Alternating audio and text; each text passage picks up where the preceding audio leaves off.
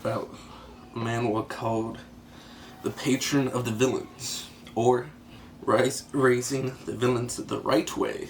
Got a little rubric here on a grading scale. So we got uniqueness out of 3 out of 5. Never heard of this type of story where the guy, he gets isekai'd into the story. He's like, everyone's basically gonna die because of these 7 villains. And he's like, how do I stop them from turning evil? I'll just adopt them. And then years later, that's where most of the story happens. There's like other stuff that happens. They start a cult around him. It's pretty interesting. Unique, but I put it at 3 because it seems it's not that unique. It's kind of like a natural evolution of the isekai genre, where it was like eventually someone was gonna have them adopt multiple villains, since I've already seen them adopting the villain before, but multiple is interesting. Creativity, that's different. About to hear why. The way he helps the pirate guy that he adopts, that's at a 4 out of 5. Can't put it any higher because it's just beginning. It's at only 28 chapters at most. And the way he beats the god, the outer god, that's not really a spoiler because it's only 28 chapters so far. Yeah, that was pretty creative, but only a 4 because, yeah, I would put it at 3, but I felt bad. Art style was good, but it's not anything unique. It's good though.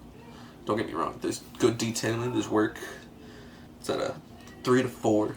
It depends on your preferences. 3 or 4. Out of 5. Enjoyment. I liked this one. I liked the MC. I feel like he's enjoyable. The only thing holding it back is the MC doesn't really know what's happening, but that's kind of still enjoyable. People just keep misinterpreting him, which is kind of fun if it's the first one that you've read like this, but it does kind of get old if you've read like so many series where this is just the plot. MC does something, someone misinterprets it, and it just goes on from there. Some of them are just really boring. And like, since this one's still early, and it seems like the MC is actually doing stuff on his own to get stronger and to figure things out. He's not just a genius or like some nobody who just does stuff and stuff happens. It's pretty interesting. It's kind of similar to I'm Really Not the Demon Lackey, I mean. So, enjoyment may vary depending on how many of these types of stories you've read, but I still feel like this is unique as compared to those.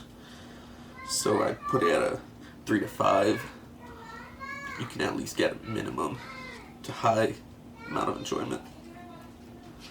Again, there's only 28 chapters, so I can't put the storytelling at that high, so I put it at like a 4.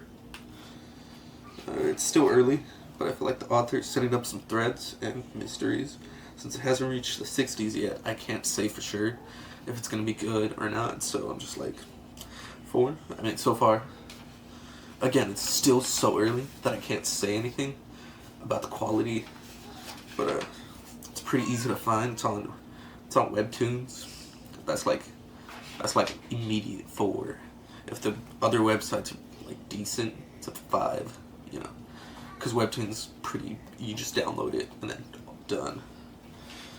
So it's the bare minimum, it's like a 22 out of 30, which is pretty decent. That's like midway, versus like a 25, which is pretty decent.